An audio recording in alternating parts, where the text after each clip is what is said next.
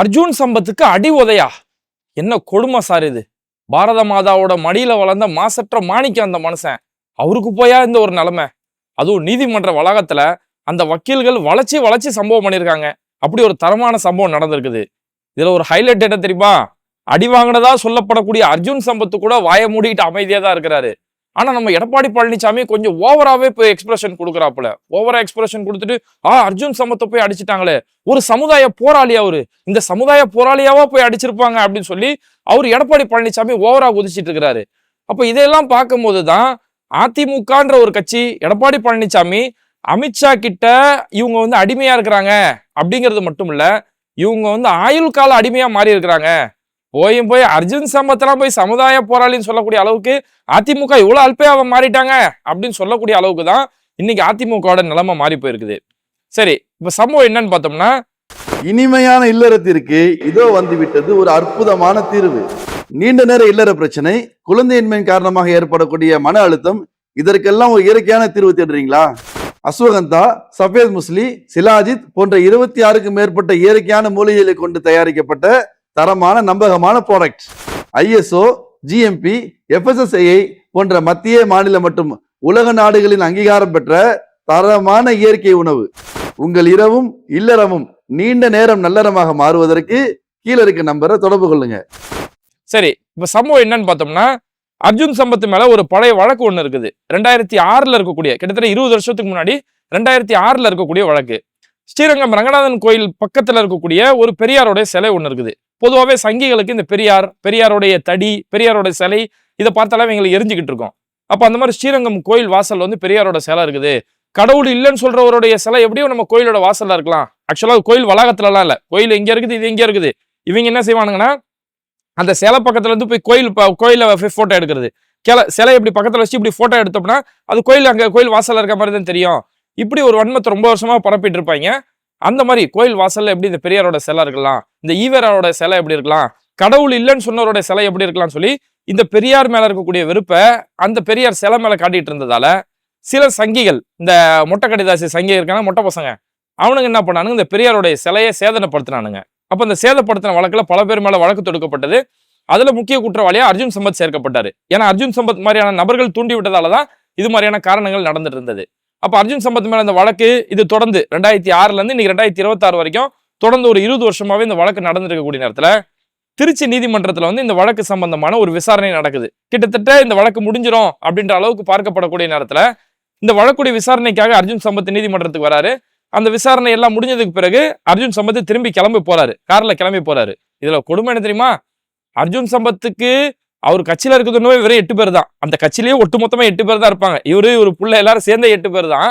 இவருக்கு ஆயுதம் ஏந்திய காவல்துறை பாதுகாப்பு, இவரு என்ன பெரிய உலக தலைவர் மாதிரி இவருக்கு ஆயுதம் ஏந்திய போலீஸ் பாதுகாப்போட தான் அந்த விசாரணைக்கு வந்தாரு. அந்த நீதிமன்ற விசாரணை எல்லாம் முடிச்சதுக்கு பிறகு ஒரு கார்ல கிளம்பி போறாப்புல அர்ஜுன் சம்பத். அப்போ போகும்போது அங்க இருக்கக்கூடிய சில வழக்கறிஞர்கள் வந்து அவங்க இந்த அர்ஜுன் சம்பத் அவருடைய ஆதரவாளர்கிட்ட கேட்கறாங்க. இவங்க வந்து வீடியோ எடுத்துக்கிட்டே போறாங்க.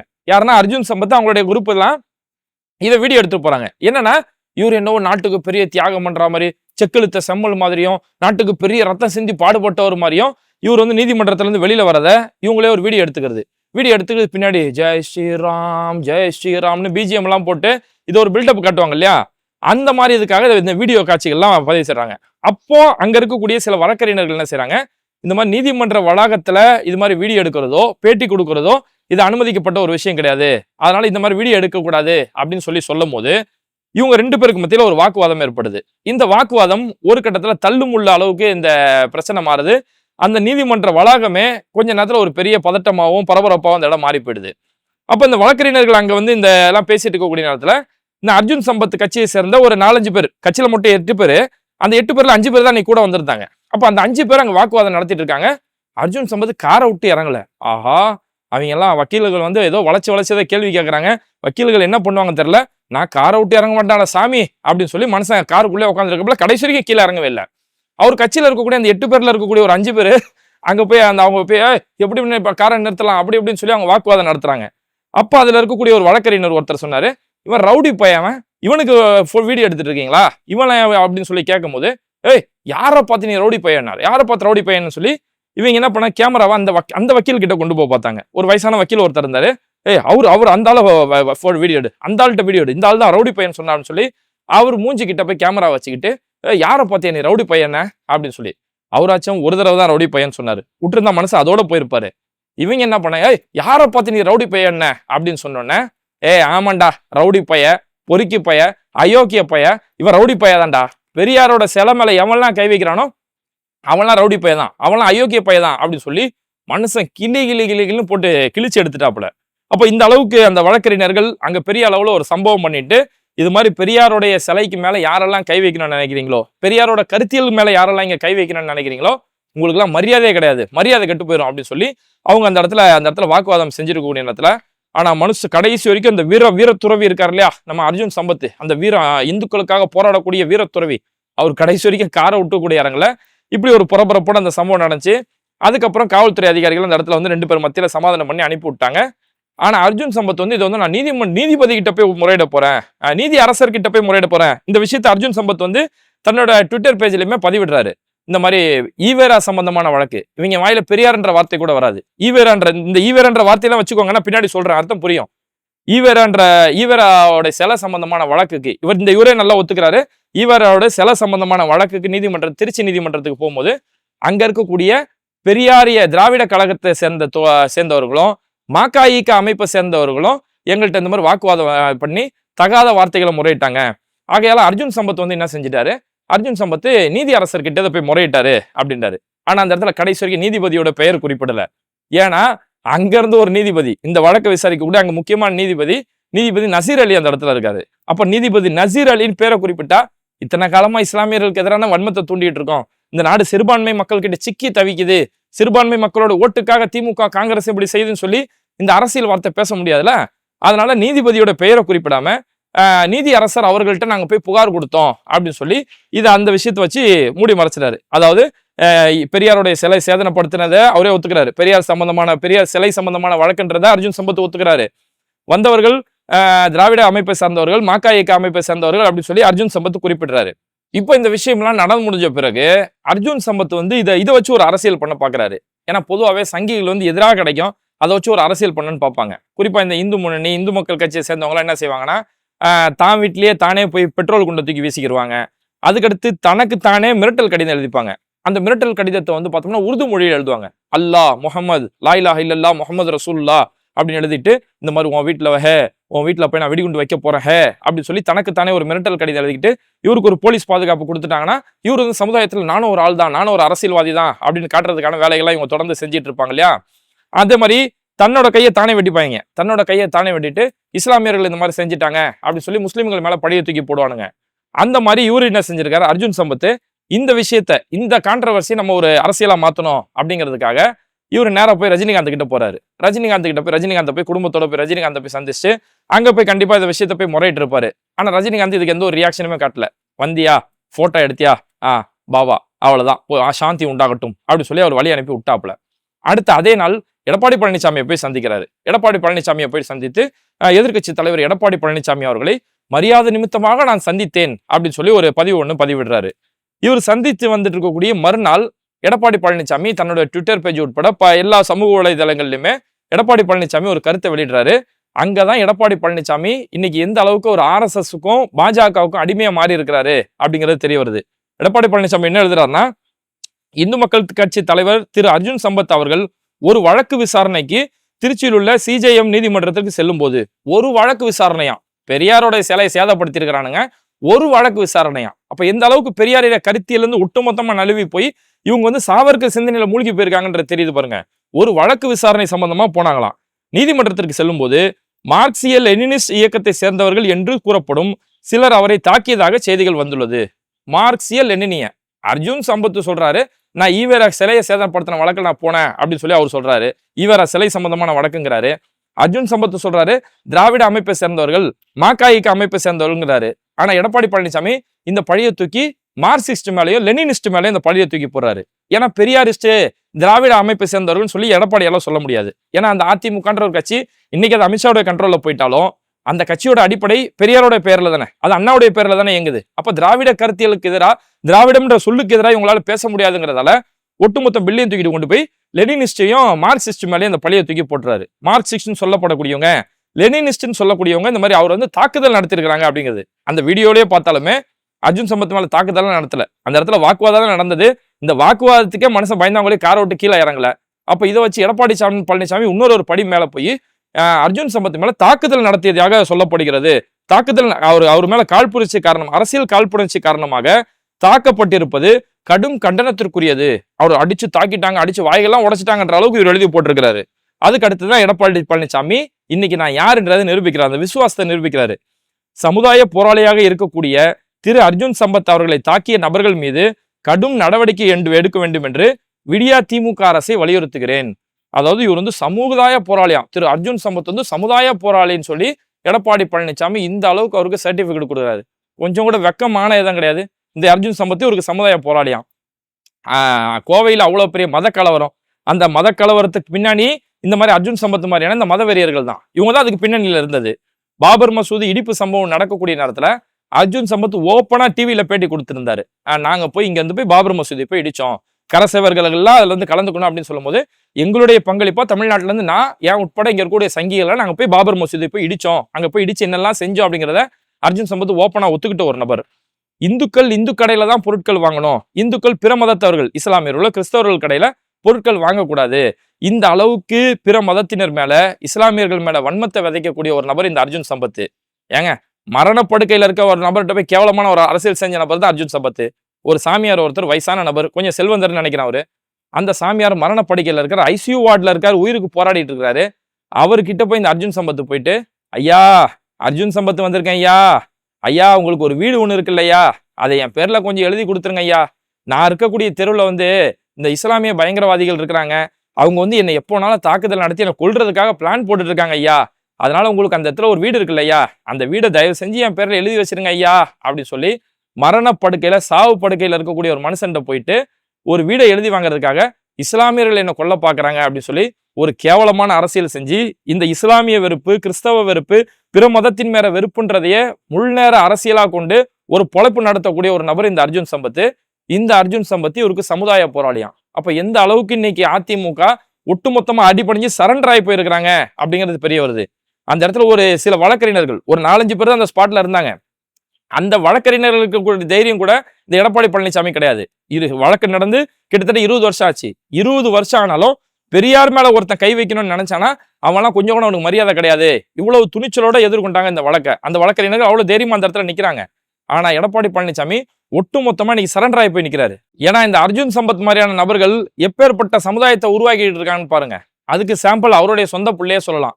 அவர் அர்ஜுன் சம்பத்தோட பையன் பேர் ஓம்கர் பாலாஜின்னு ஒரு பையன். ஏடா கூடமா மேடையில போய் இதே மாதிரி மத வெறுப்பை பரப்பி சமீபத்தில் கூட அந்த பையனை பிடிச்சி அரெஸ்ட் பண்ணி உள்ள தூக்கி வச்சாங்க. அந்த ஓம்கர் பாலாஜின்னு சொல்லக்கூடிய அந்த பையன் சமீபத்தில் ஒரு ட்வீட் ஒன்று போடுறான். அவனோட எக்ஸ்பேஜில் ஒரு ட்வீட் ஒன்று போடும்போது இப்போ இந்த சிறைன்னு ஒரு படம் வந்துச்சு பார்த்தீங்களா, அந்த படத்தை எல்லாருமே மனசார பாராட்டினாங்க. ஒரு நல்ல மத ஒற்றுமை பேசக்கூடிய ஒரு படமா இருக்கு. இஸ்லாமிய சமுதாயம் எந்த அளவுக்கு இங்க வஞ்சிக்கப்படுறாங்க, ஒரு சட்ட ரீதியாவோ ஒரு வழக்கு ரீதியாவோ எந்த அளவுக்கு இங்க பாதிப்புக்குள்ளாகிறாங்கன்னு சொல்லி இவ்வளவு விஷயத்தை பேசப்பட்ட ஒரு படம் சிறை. அந்த சிறை படத்தை போட்டுட்டு இந்த பையன் ஒரு பதிவு போடுறான். அர்ஜுன் சம்பத்துடைய மகன் ஒரு பதிவு போடுறான். இந்த மாதிரி அடிப்படைவாதிகளுடைய காலை நக்கி நக்கி ஒரு படம் எடுத்திருக்கிறாங்க. அடிப்படைவாதிகளோட கால்களை எச்சி சொட்ட சொட்ட காலை நக்கி படம் பார்க்கக்கூடிய ஆடியன்ஸோட நெஞ்ச நக்கி இந்த மாதிரி காலை எச்சி சொட்ட சொட்ட காலை நக்கி இருக்கிறாங்க அப்படி சொல்லி ஒரு கருத்தை சொல்றான். பல கிராமங்கள்ல வந்து இஸ்லாமியர்கள் எங்கெல்லாம் அதிகமா சிறுபான்மை மக்கள் வந்து அதிகமா மாறிடுறாங்களாம். அவங்க மாறினத்துக்கு பிறகு பல கிராமங்களுடைய தமிழ் பெயரை உருது பெயர்ல வந்து மொழி மாற்றம் அந்த இடத்துல பெயர் மாற்றம் செஞ்சிடறாங்களாம். அதுக்கடுத்து சிறையில வந்து இந்த மாதிரி அடிப்படைவாதிகள் வந்து ரொம்ப அராஜகம் பண்றாங்க, அப்படி பண்றாங்க. ஆனா அவங்களுக்கு ஜெயிலில் வந்து தாடி வைக்க கூட விடுறாங்க, அவங்களுக்கு நோம்பு திறக்க விடுறாங்க, நமாஸ் பண்ண விடுறாங்க. இப்படி எல்லாம் ஒரு வன்மமான கருத்தை பரப்பிட்டு காலை நக்கி இந்த படத்தை எடுத்திருக்கிறானுங்க அப்படி சொல்லி ஒரு ஒற்றுமையை பேசக்கூடிய படத்தை கூட இவ்வளோ ஒரு வன்மத்தோட ஒரு கருத்து பதிவிடுறாங்க. அப்ப அர்ஜுன் சம்பத்துடைய வளர்ப்பு எந்த அளவுக்கு எந்த லட்சணத்துல இருக்குன்றத பாருங்க. இது மாதிரியான லட்சணத்துல வளரக்கூடியவங்க தான் இன்னைக்கு வட மாநிலம் முழுக்க நிறைஞ்சு போய் கிடக்குறாங்க. வட மாநிலத்துல ஒருத்தன் பெட்ஷீட் வைக்க போறாங்க. ஒரு தெருக்குள்ள ஒரு ஆள் பெட்ஷீட் வைக்க போறாரு. அந்த பெட்ஷீட் வைக்க போறக்கூடிய நபரை பெட்ஷீட் என்ன விலை, பெட்ஷீட் என்னப்பா ரேட்டு, இதெல்லாம் இங்க கேட்க மாட்டானுங்க. அங்க இருக்கக்கூடிய மதவெறியர்கள் என்ன பண்ணுவான், இங்க வா துமாரா நாம் கியா, உன் பேர் என்ன, உன் ஆதார் கார்டை கொடு, உன் ஐடென்டி கார்டை கொடு, நீ ஜிப்பை ஒத்து காட்டு, நீ முஸ்லீமா என்னன்னு சொல்லி இந்த அளவுக்கு வன்மத்தை பரப்பிக்கிட்டு இருக்கிறானுங்க. ஒரு ஓரத்துல ஒரு மனுஷன் தொப்பி தாடி போட்டு ஒரு மனுஷன் 3-10 ரூபாய்க்கு கம்மல் விற்கிறாருங்க. அந்த கம்மல் விற்கும் போது நீ எப்படி கோயில் இருக்கிற பகுதியில நீ எப்படி கம்மல் விற்க வரலாம் அப்படின்னு சொல்லி இந்த அளவுக்கு வன்மத்தை பரப்பிக்கிட்டு இருக்கிறானுங்க. இப்ப சமீபத்துல கூட ஒரு சம்பவம் நடந்துச்சு இல்லையா? ஒரு வயசான மனுஷன் ஸ்கூல் யூனிஃபார்ம் வியாபாரம் பண்றாரு. கிட்டத்தட்ட 30 வருஷமா அந்த வியாபாரம் அவர் பண்ணிட்டு இருக்கிறாரு. அவருடைய கடை பேரு பாபா பாபா இந்த மாதிரி ஸ்கூல் யூனிஃபார்ம் ஷாப் அந்த கடை பேரு. நீ எப்படி ஒரு முஸ்லீம் எப்படி பாபான்ற பெயர் வைக்கலாம்? பாபான்ற ஒரு காமன் நேம்டாது. பாபானா தந்தை, வயதானவர், முதியவர், மதிப்பு மிக்கவர் அப்படின்ற ஒரு அர்த்தம். அப்போ நீ எப்படி ஒரு முஸ்லீம் எப்படி பாபான்ற பெயர் வைக்கலாம்னு சொல்லி இந்த அளவுக்கு கேவலமான ஒரு அரசியல் பண்ணக்கூடியவங்க.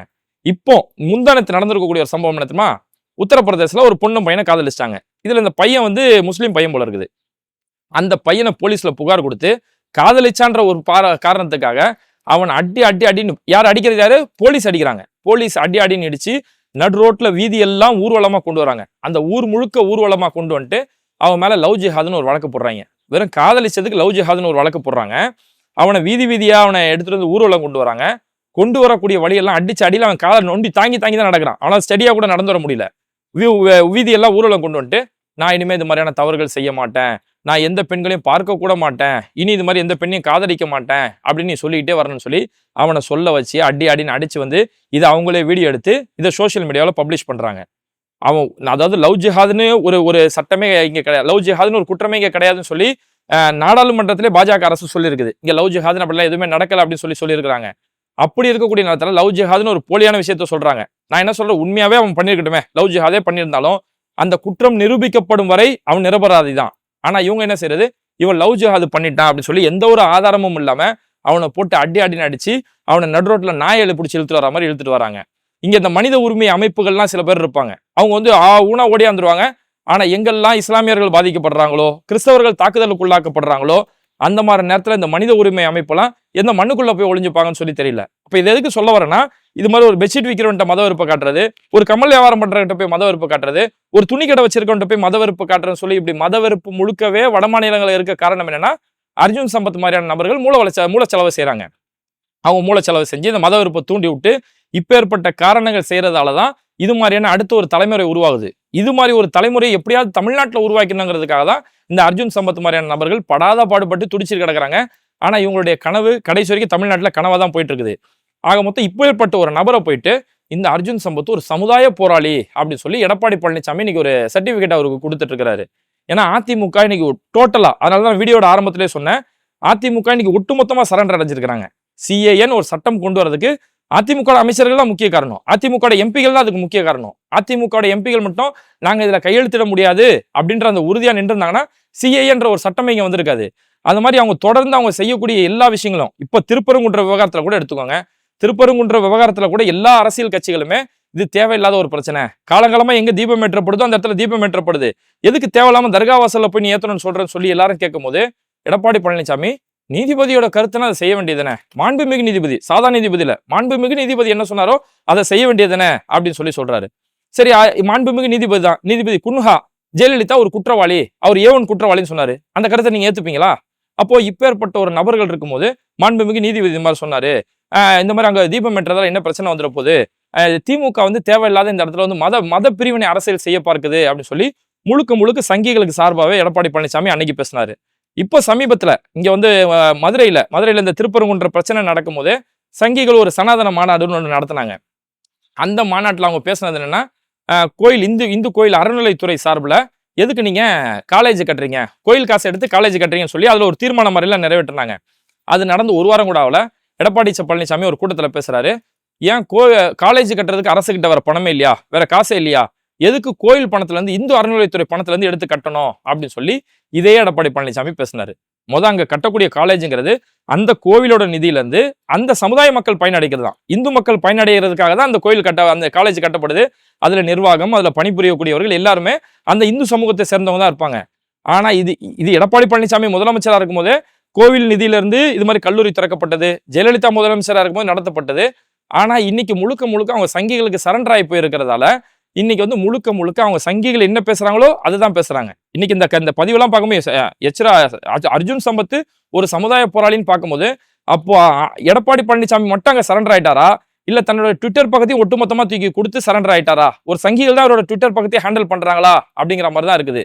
அதனாலதான் நம்ம ஆரம்பத்திலே சொன்னது, இந்த திருப்பரங்குன்ற விவகாரத்துல மட்டும் இன்னைக்கு திமுக அரசு இவ்வளவு ஸ்ட்ராங்கா இருக்கிறதால இன்னைக்கு அங்க ஒரு பெரிய மத கலவரம் தடுத்து நிறுத்தப்பட்டது. இதுவே எடப்பாடி பழனிசாமி ஒரு முதலமைச்சரா இருந்தாருன்னா இன்னைக்கு அந்த தர்காக்குள்ள போய் ஜெய் ஸ்ரீராம்னு கோஷம் போட்டிருக்க கூட அதிகமான வாய்ப்புகள் இருக்குது.